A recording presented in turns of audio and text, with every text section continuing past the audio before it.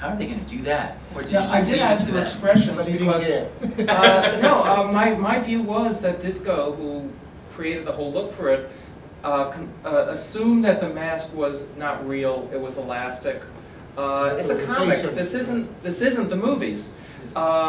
And therefore, he would change the eyes when he needed to, and he would have the expressions, and the mask eyes would open or they would close. Right. They do what was necessary because it's a comic. And Ditko, I like Todd's stuff very much, by the way, on the stuff, and I've liked so many of the different artists. I work with Keith Pollard, who followed John's style very closely. I work with Ross Andrew, who went off in his own direction with it and did some brilliant, brilliant material. I don't think I ever worked with you on it, on any of the regular. I did covers on You did covers, and I think we've done some commercial work, Right. but not on the that's right. not on the comic per se. But Ditko was a real cartoonist, as was Todd, and they didn't mind bending figures in ways that the human body couldn't don't get me happen. wrong. I admired some of those, Yeah. the ingenious things that they did.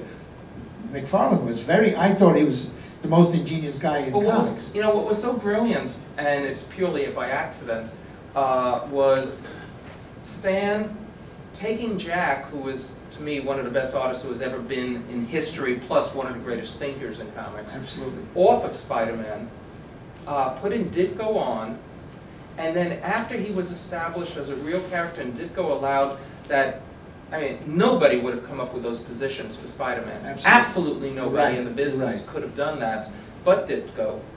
And once about issue 38 or whatever that was, that his run ended, to bring in you as the illustrator, who now gave it a reality. And the going from the very cartoon, which I love because it evoked emotions I had never seen before in a comic book, to the real, it suddenly made Peter real.